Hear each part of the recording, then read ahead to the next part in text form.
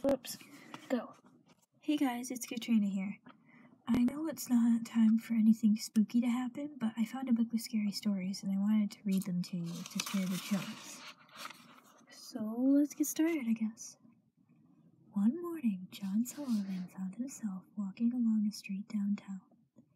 He could not explain what he was doing there, or how he got there, or where he had been earlier. He didn't even know what time it was. He saw a woman walking toward him and stopped her. "I'm afraid I forgot my watch," he said and smiled. "Can you tell me the time?" When she saw him, she screamed and ran. Then John Sullivan noticed that other people were afraid of him. When they saw him coming, they flattened themselves against a building or ran across the street to stay out of his way. "There must be something wrong with me," John Sullivan thought. "I'd better go home." He hailed a taxi, but the driver took one look at him and sped away. John Sullivan did not understand what was going on, and it scared him. "Maybe somebody at home can come and get me," he thought. He found a telephone and called his wife, but a voice he did not recognize answered. "Is Mrs. Sullivan there?" he asked. "Oh, she's at a funeral," the voice said. "Mr. Sullivan was killed yesterday in an accident downtown." That was called Something's Wrong. Now for story 2, The Wreck. Fred and Janine went to the same high school, but they met for the first time at the Christmas dance. Fred had come by himself, and so had Janine. Soon Fred decided that Janine was one of the nicest girls he had ever met. They danced together most of the evening. At 11 o'clock, Janine said, "I have to leave now. Can you give me a ride?" "Sure," he said. "I've got to go home, too." "I accidentally drove my car into a tree on my way here," Janine said. "I guess I wasn't paying attention." Fred drove her to the head of Brady Road. It was in a neighborhood he didn't know very well. "Why don't you drop me off here?" Janine said. "The road up ahead is in really bad condition. I can walk from here." Then Fred stopped the car and held out some tinsel. "Have some," he said. "I got it at the dance." "Thank you," she said. "I'll put it in my hair," and she did. "Would you like to go out sometime to a movie or something?" Fred asked. "That would be fun," Janine said. After Fred drove off, he realized that he did not know Janine's last name or her telephone number. "I'll go back," he thought. "The road can't be that bad." He drove slowly down Brady Road through thick woods, but there wasn't a sign of Janine. As he came around a curve, he saw the wreckage of a car ahead. It had crashed into a tree and had caught fire. Smoke was still rising from it. As Fred made his way to the car, he could see someone trapped inside, crushed against the steering column. It was Janine. In her hair was the Christmas tinsel he had given her. And now, story 3. I think I'm only going to do 5 stories in this episode.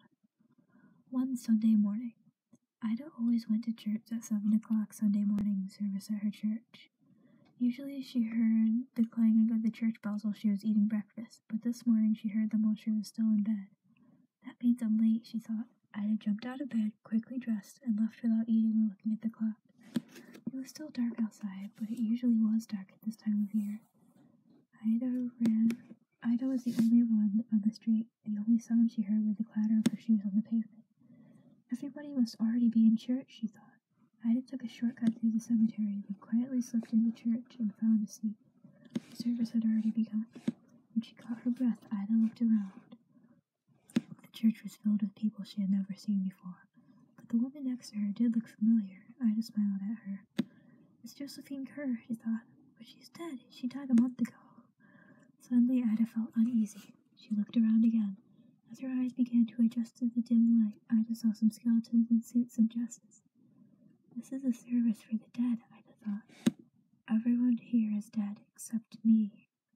Ida noticed that some of them were staring at her. They looked angry as if she had no business there. Josephine Kerr leaned toward her and whispered, "Leave right after the benediction if you care for your life." When the service came to an end, the minister gave his blessing. "The Lord bless you and keep you," he said. "The Lord make his face to shine upon you." Ida grabbed her coat and walked quickly toward the door. When she heard footsteps behind her, she glanced back. Several of the dead were coming toward her. Others were getting up to join them. "The Lord lift his countenance to you," the minister went on. Ida was so frightened she began to run. Out the door she ran with a pack of shrieking ghosts at her heels. "Get out!" one of them screamed. Another shouted, "You don't belong here," and ripped her coat away. As Ida ran through the cemetery, a third grabbed the hat from her head. "Don't come back!" it screamed and shook its arm at her. By the time Ida reached the street, the sun was rising and the dead had disappeared. Did this really happen? Ida asked herself, or have I been dreaming? That afternoon, one of Ida's friends brought over a coat and a hat, or what was left of them. They had been found in the cemetery, torn to shreds. Story 4. Sounds. The house was near the beach. It was a big old place where nobody had lived for years. From time to time, somebody would force open a window or a door and spend the night there, but never longer. 3 fishermen caught in a storm took shelter there one night. With some dry wood they found inside, they made a fire in the fireplace. They lay down on the floor and tried to get some sleep, but none of them slept that night. First they heard footsteps upstairs. It sounded like there were several people moving back and forth, back and forth. When one of the fishermen called, "Who's up there?" the footsteps stopped. Then they heard a woman scream. The scream turned into a groan and died away. Blood began to drip from the ceiling into the room where the fishermen huddled. A small red pool formed on the floor and soaked into the wood. A door upstairs crashed shut, and again the woman screamed. "Not me," she cried. It sounded as if she was running, her high heels tapping wildly down the hall. "I'll get you," a man shouted, and the floor shook as he chased her. Then silence. There wasn't a sound until the man who had shouted began to laugh. Long peals of horrible laughter filled the house. It went on until the fishermen thought they would go mad. It finally stopped. The fishermen heard someone coming down the stairs dragging something heavy that bumped on each step. They heard him drag it through the front hall and out the front door. The door opened, then it slammed shut. Again, silence. Suddenly, a flash of lightning filled the house with a green blaze of light. A ghastly face stared at the fishermen from the hallway. Then came a crash of thunder. Terrified, they ran out into the storm. Okay, this is the 5th and final story. A weird blue light. Late one night in October 1864, Confederate blockade runners slipped by some Union gunboats at the entrance to the Galveston Bay in Texas and made it safely to port with its cargo of food and other necessities. Louis Billings, a master of the small vessel, was getting ready to weigh anchor when he was startled by a shriek from one of the crew. "A strange, old-fashioned schooner with a black flag was rushing down at us," Billings said later. "She was afire with a sort of weird, pale blue light that lighted up every nook and cranny of her. The crew was pulling at the ropes and doing other work. They paid us no attention, didn't even glance our way.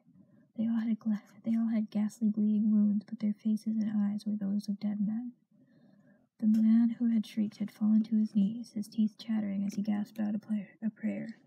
Overcoming my own terror that was chilling the very marrow of my bones, I rushed forward, shouting to the others as I ran. Suddenly the schooner vanished before my eyes. Some say that it was the ghost of Jean Lafitte's pirate ship Pride that sank off Galveston Island in 1821 or 1822. She was seen again in 1892 in the same waters with the same crew. And that's it.